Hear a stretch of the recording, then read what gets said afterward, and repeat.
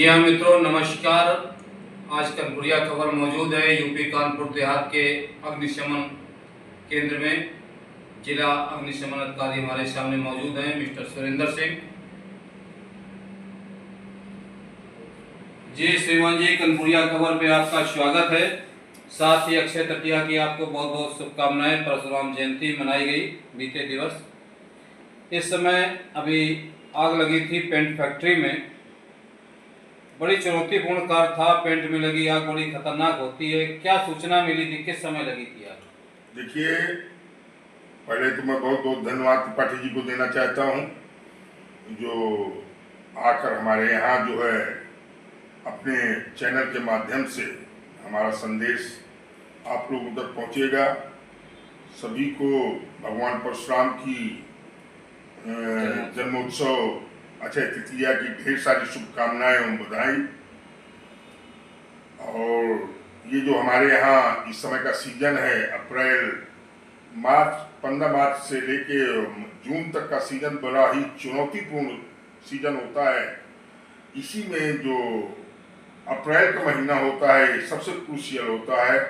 इसमें मैक्सिमम खेत खलिहान की आगे होती हैं, क्योंकि सारी फसलें अप्रैल में पककर तैयार हो जाती हैं और आग लग मौसम भी सूखा रहता है, ड्राई रहता है, जिसमें आग लगने की प्रबल संभावनाएं बढ़ जाती हैं। ऐसी दशा में जनपद में हमारे सभी तहसील मुख्यालय पर फायर टेंडर की व्यवस्था की गई है।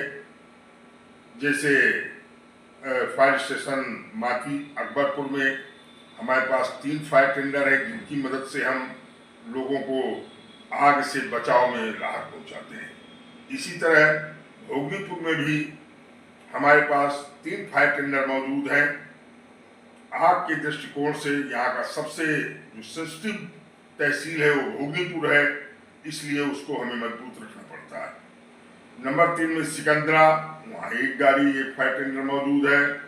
फायर स्टेशन डेरापुर, वहाँ एक छोटा वाहन मौजूद है। फायर स्टेशन रसूलाबाद, वहाँ पर हमारी एक 2000-2500 लीटर की गाड़ी मौजूद रहती है। जबकि अभी मैथा में फायर स्टेशन नहीं है, न निर्मित है, मतलब शासन द्वारा फायर स्टेशन की स्वीकृति है, लेकिन वित्तीय स्वीकृति के अभाव में अभी तक वहाँ फायर स्टेशन का निर्माण नहीं हुआ। लेकिन वहाँ के एसडीएम महोदय ने पिछले साल हमें 3-4 आवास देकर सुविधा दी, तो एक गाड़ी परमानेंट हमारे द्वारा तहसील मैथा में भी वहाँ खड़ी रहती है। इस तरह से हम जिले को चाक चौबंद करके लोगों को आग में राहत देने का कार्य करते हैं। हमारे दिवस जो आग लगी थी फैक्ट्री में, उसकी क्या ट्रेजेडी थी? क्योंकि केमिकल वाली शायद फैक्ट्री थी, पेंट फैक्ट्री थी, उस पर भी कुछ चर्चा हो जाए। देखिए,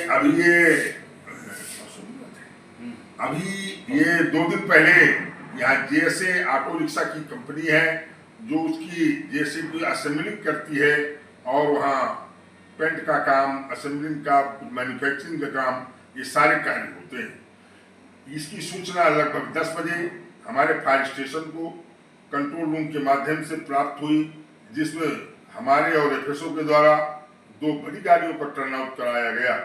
आग की भयावहता को देखते हुए, क्योंकि वहाँ पे एसएचओ रनिया मौजूद थे, वो पुलिस अधीक्षक महोदय को ये ब्रीफ कर रहे थे कि साहब आग बड़ी है, जनपद की सारी फायर स्टेशन से टर्न आउट करा दिया जाए। इसलिए जब मुझसे बात हुई तो मैंने भी भोगनीपुर का टर्न आउट कराया और कानपुर से 2 सहायता यूनिट की मांग की। जब मैं मौके पर पहुंचा तो आग को देखा, हमने दोनों गाड़ियों से होट पाइप ब्रांच लगवा कर आग बुझाना शुरू किया। तो 10 मिनट के अंतराल में हमने आग पर काबू पा लिया। वहीं पर हमने एफएस भोगनीपुर से चली हुई गाड़ी और कानपुर से निकली हुई गाड़ियों को रास्ते से वापस किया और 10 से 15 मिनट में उस आग पे हम लोगों ने काबू पाया। क्योंकि हमारे पास फायर स्टेशन अकबरपुर में 2 बड़ी गाड़ियां मौजूद रहती है। अगर कोई फैक्ट्री की आग होती है तो हम जनरली दोनों गाड़ियों का टर्न आउट एक साथ कराते हैं। मित्रों, बात करें आग लगने की घटनाओं पर, तो हमारे जिले में बीते 2 माह पूर्व एक गद्दा फैक्ट्री में आग लगी थी। कई मजदूर जिंदा झुलस भी गए थे।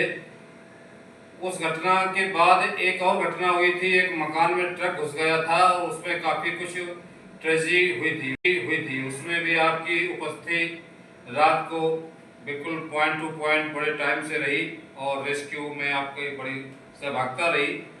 और इसके बाद तीसरी घटना हुई ये पेंट फैक्ट्री वाली। तो बात करें एक्टिवेट होने की तो बिल्कुल क्या समय लगता है, जैसे आपको कोई सूचना लगती है तो क्या होता है टाइम? देखिए त्रिपाठी जी, हमारे यहाँ जैसे ही सूचना नोट करता है वॉचरूम सेंट्री ड्यूटी में तैनात, हमारे यहाँ सूचना आने के 3 माध्यम है। एक तो 112 के द्वारा, हमारे यहाँ एक टेलीफोन उनका अलग है और कंप्यूटर सिस्टम है। दूसरा वायरलेस है जिसमें कंट्रोल रूम से सूचनाएं आती हैं। तीसरा हमारे यहाँ का सीयूजी नंबर है कंट्रोल रूम का 94 54 81 84 16। ये 3 माध्यम है जिनके माध्यम से हमें सूचनाएं प्राप्त होती है। किसी भी माध्यम से सूचना प्राप्त होने पर ड्यूटी पर तैनात फायरमैन द्वारा उसको नोट करते हुए टर्न आउट कराया जाता है। जैसे ही वो अलार्म बजाता है, फायर अलार्म बजता है, 1 मिनट के अंदर हमारे कर्मचारी अपने फायर रूट और डांगरी में आकर गाड़ी में माउंट होकर ड्राइवर, हवलदार और प्रत्येक गाड़ी में 4 से 3 या 4 सिपाही बैठकर घटना स्थल के लिए रवाना हो जाते हैं। बात करें उत्तर प्रदेश की तो यहाँ की नहरों में, जिले की नहरों में, यहाँ के तालाबों में इसमें पानी की बहुत कमी देखी जा रही है। ऐसी स्थिति में यदि कहीं आग लगती है तो एक बड़ी समस्या होती है तुरंत रूप से पानी उपलब्ध होने की। क्योंकि जो ट्यूबवेल भी लगे हुए हैं खेतों में तो उनकी एक बिजली की सप्लाई की टाइमिंग होती है, उससे ज़्यादा संभव नहीं होता है, हर जगह जनरेटर उपलब्ध नहीं है। तो एक बड़ी चुनौती होती है पानी की उपलब्धता। उसके लिए क्या व्यवस्था है या क्या होना चाहिए? देखिए त्रिपाठी ने बहुत अच्छी बात कही, सच है। रनिया और अकबरपुर क्षेत्र में जहाँ फैक्ट्रियाँ हैं उनके अपने अपने रिजर्वायर हैं, अपने अपने टैंक है, तो वहाँ से तो हमें पानी प्राप्त हो जाता है। यहाँ पे HPCL, रिलायंस और तमाम फैक्ट्रियों में ढेर मतलब पानी का काफ़ी बड़ी मात्रा में वो लोग पानी रखते हैं। लेकिन बात सही है क्योंकि ये ग्रामीण इलाके का जिला है, यहाँ बकाया तहसीलों में पानी के संसाधन नहीं मिलते हैं। ज़्यादातर आग की घटनाएं दिन के समय घटित होती हैं। सच कह रहे हैं, उस समय हमें ना तो तालाब में पानी मिलता है, न नहर में मिलता है। बिजली की कटौती शासन द्वारा की गई, ज़्यादातर ट्यूबवेल लाइट द्वारा संचालित है, इसलिए पानी की एक समस्या है। अभी पिछले दिनों में मुगीसापुर के पास एक आग की बड़ी घटना हुई थी जिसमें हमें 3 फायर स्टेशनों से गाड़ियों का मूवमेंट कराना पड़ा, क्योंकि यदि हमें मौके में पानी मिल जाए तो हमारी 2 गाड़ियां ही पर्याप्त होती हैं आग का अग्निशमन कार्य करने के लिए। तो जैसी परिस्थिति होती है वैसा हम लोग उसको फेस करते हैं और अतिरिक्त गाड़ियां भेजते हैं। लेकिन ये सच है कि यदि वहाँ हमें तालाब या ट्यूबवेल के द्वारा पानी मिल जाए, खुला पानी मिल जाए, नहर में पानी मिल जाए, तो हम आग में कम संसाधन में और जल्दी जो है आग पर काबू पा सकते हैं। जरूर इस प्रोग्राम को जिम्मेदार अधिकारी और माननीय लोग देख रहे होंगे, चैनल पर जुड़े भी हुए हैं यहाँ से सचिवालय तक।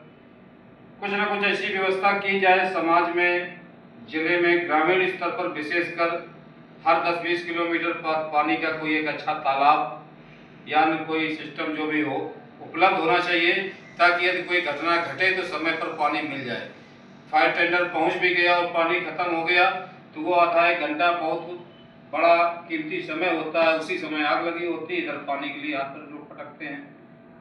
इसी के साथ देश दुनिया के लोगों को शुभकामनाएं। चैनल से जुड़े रहें, लाइक और सब्सक्राइब करते रहें। मित्रों, जैसा कि आपको पता है ये चैनल पुलिस, पब्लिक और पर्सनैलिटी को पूर्णतया समर्पित है। जय हिंद।